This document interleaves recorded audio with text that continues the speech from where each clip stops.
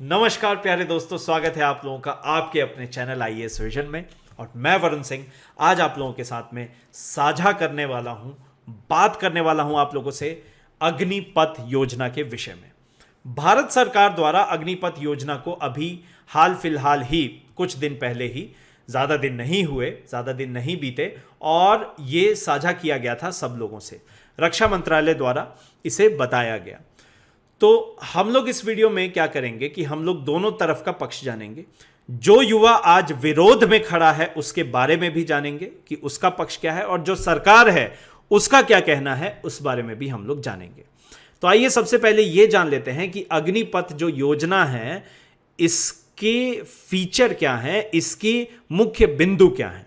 तो सबसे पहला, अग्निपथ योजना के तहत 17.5 साल से लेके 21 साल के युवाओं को भारतीय सेना यानी कि भारतीय सुरक्षा बल यानी कि Indian army, Indian navy, Indian air force, इनके तहत भर्ती दी जाएगी। और इस वर्ष 46,000 भर्तियां देने का वादा किया गया है। और ये जो स्कीम है, ये जो योजना है, अगले 1.5 सालों में 10 लाख रोजगार देने की जो बात की गई है, वायदा किया गया है भारत सरकार द्वारा, उसी के तहत है। इसमें क्या होगा कि एक कॉर्पस बनाया गया है, एक फंड बनाया गया है, अग्निवीर फंड। क्योंकि ये जो युवा भर्ती होंगे, भारतीय सुरक्षा बलों में अपनी सेवाएं देंगे, इन्हें अग्निवीर कहा जाएगा। तो अग्निवीर कॉर्पस या अग्निवीर फंड में जैसे ही 4 साल आपके पूरे होंगे, तो मान लीजिए 100 व्यक्ति गए, तो उन 100 में से 25 को आगे प्रमोट कर दिया जाएगा, 25 को आगे भेज दिया जाएगा। 75% यानी कि 75 जो हैं वो वापस उनको रिटायर कर दिया जाएगा। मैंडेटरी रिटायरमेंट है ये साहब, ठीक है, माना आपकी बात। अब जब ये मैंडेटरी रिटायरमेंट है तो एक मुश्त 11.5 लाख से लेके 12 लाख रुपए तक दिया जाएगा रिटायरमेंट के बाद। उसके पश्चात यदि अगर किसी भी अग्निवीर के प्राणों की आहुति हो जाती है, या हम यूं कहें कि वे शहीद हो जाते हैं भारत मां की सेवा करते समय, तो फिर उनको 1 करोड़ रुपए एक मुश्त राशि दी जाएगी उनके परिवार को। और यदि उनके किसी शरीर का भाग क्षत या विक्षत हो जाता है, यानी कि परमानेंट डिसेबिलिटी यानी कि विकलांगता आ जाती है, तो उस केस में 44 लाख रुपए की राशि दी जाएगी। और सरकार ने यह कहा है कि जो भी सैलरी है, जो भी तनख्वाह है, जो भी वेतन है, उसमें से 30% हम काटेंगे और उतनी ही राशि जोड़ के एक साथ में आपको रिटायरमेंट के समय दी जाएगी। यह कहा जा रहा है सरकार द्वारा। सरकार का पक्ष यह है कि हम ऐसे अनुशासित युवा बनाना चाहते हैं, हम युवाओं में ऐसा अनुशासन देना चाहते हैं कि वो आगे चल के जब कॉरपोरेट जॉब्स में काम करें, आगे चल के दूसरी नौकरी में काम करें, तो उनके अंदर भी देश सेवा का भाव रहे। बहुत ही अच्छी बात है। उसके अलावा रोजगार भी मिलेगा लोगों को, है ना, डिसिप्लिन भी आ रहा है, देश की सेवा करने का मौका भी मिल रहा है। अब आइए जरा दूसरा पक्ष जान लेते हैं कि युवाओं का क्या कहना है। देखिए, आज जो भारतीय युवा है 17.5 से लेके 21 वर्ष के वर्ग के बीच में, वो अगर विरोध प्रदर्शन कर रहा है, इसका मतलब है कि वो व्यक्ति भारतीय सेना में जाना चाहता है, जाने को तत्पर है, अपनी सेवाएं देने को तत्पर है। तो हम ये नहीं कह सकते कि ये जो भीड़ है, ये जो आज सड़कों पे भीड़ दिख रही है, वो भीड़ बुलाई गई भीड़ है या कहीं से आई हुई भीड़ है। कुछ एलिमेंट्स हैं उनमें भी, क्योंकि भारतीय संविधान के अनुसार और भारत में लोकतंत्र के अनुसार विरोध होना चाहिए। विरोध करना आपका एक अधिकार है, फंडामेंटल राइट है, मौलिक अधिकार है आपका, उसको आपसे कोई नहीं छीन सकता। लेकिन वो विरोध यदि हिंसक हो जाए, हिंसक विरोध प्रदर्शन का भारत में कोई भी जगह नहीं है, ये सबको गांठ बांध लेनी चाहिए।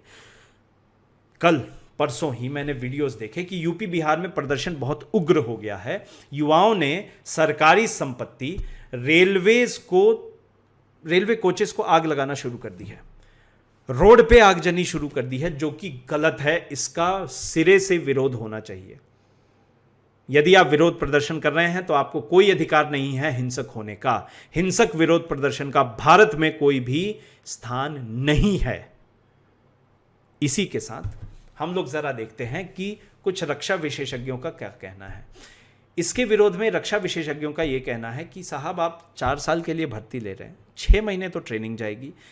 अगर हम लोग 6 महीने की अवकाश माने तो 3 साल के अंदर कोई भी व्यक्ति वो तो यही कोशिश करेगा ना कि 3 साल बाद क्या होगा, यानी कि जब मैं 21 साल का होकर रिटायर हो जाता हूं तो फिर मुझे कहां नौकरी करनी है। तो ये कुछ ऐसा होगा कि कई बार क्या होता है कि जैसे मान लीजिए बच्चे एडमिशन ले लेते हैं हायर स्टडी के लिए, लेकिन वो सरकारी नौकरी की तैयारी करते रहते हैं, तो उससे रिसर्च में उतना टाइम नहीं दे पाते, अपने थीसिस वर्क में इतना टाइम समय नहीं दे पाते।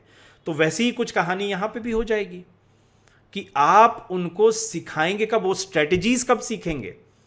उसके अलावा गोपनीयता भी भंग होगी। कुछ जो राज हैं, कुछ जो सीक्रेट्स हैं वो सेना के पास है, वो गोपनीयता भी भंग हो सकती है। ये भी कहना है रक्षा विशेषज्ञों का। हालांकि इसके उलट में भी एक पक्ष में बात आती है कि ऐसा नहीं है, जो युवा तैयार होंगे अनुशासित होने की वजह से वो अपनी नौकरी ढूंढ सकते हैं, है ना। क्योंकि हम लोग क्या देंगे, सर्टिफिकेट देंगे, हम लोग वहां पे एक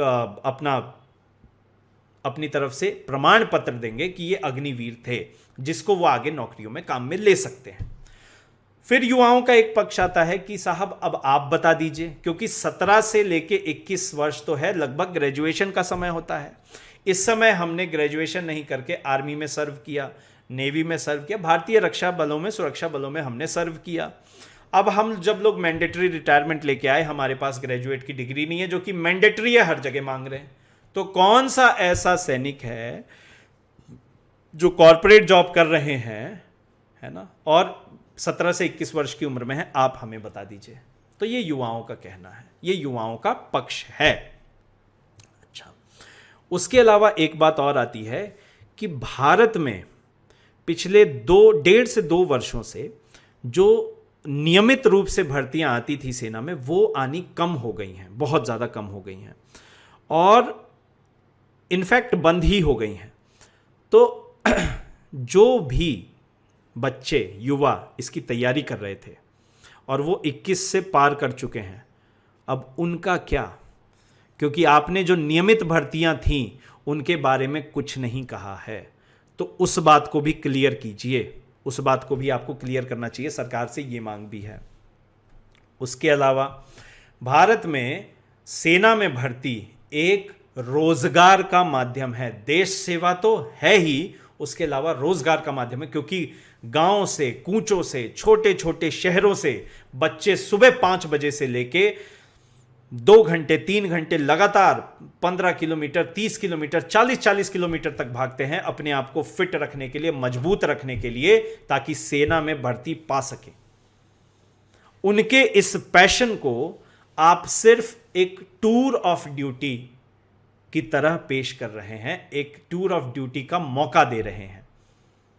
तो यह अवसर भारतीय युवा देश सेवा में लगाने में कैसे, देश की सेवा करने में कैसे भुनाएगा, यह भी आप समझा दीजिए।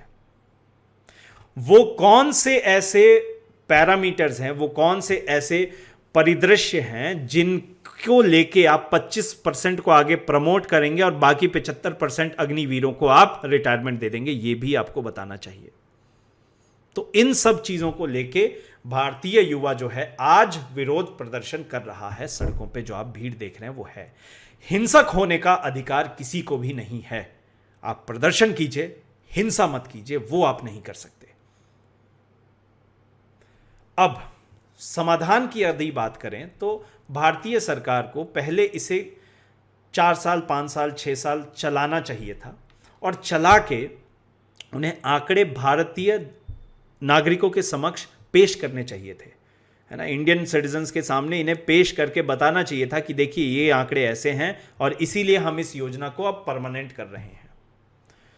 दूसरा इन्हें यह भी बताना चाहिए जो नियमित भर्तियां चलती थी वो भी होंगी या नहीं होंगी, या कैसे होंगी।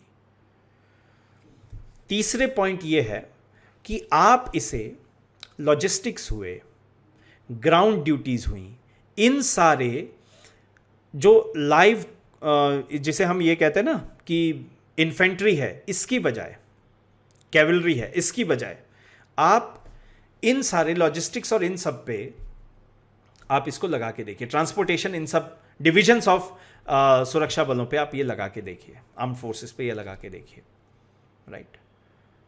या फिर आप टेरिटोरियल फोर्सेस, आईटीबीपी है ना, इन सब में ये लगा के देखिए, एक पायलट प्रोजेक्ट चलाइए, फिर आप बात कीजिए, ये भी एक ऑप्शन है।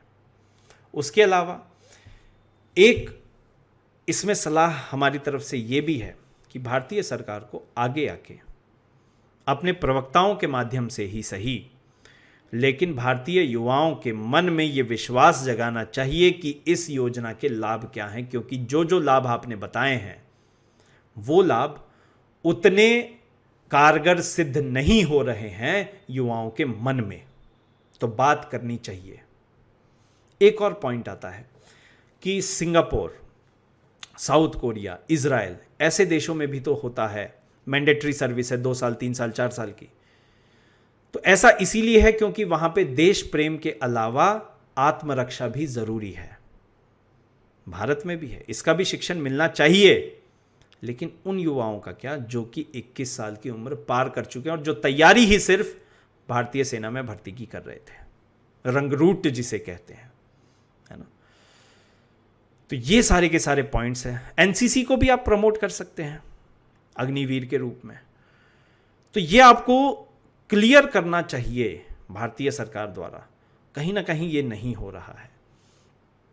तो दोनों पक्षों को आपने सुना, आशा करता हूं आपको पसंद आया हो वीडियो। इसे जितना हो सके आप शेयर कीजिए और अपने सारे के सारे दोस्तों को बताइए, वीडियो के माध्यम से जागृत रखिए। और देखिए, विरोध में यदि आपके कोई जानकार भी है तो उन्हें उतरने का पूरा पूरा पूरा हक है, पूरा अधिकार है, लेकिन संविधान के दायरे में रह के, हिंसक ना होके। बस आज के लिए इतना ही। धन्यवाद। जय हिंद, जय मां भारती, वंदे मातरम।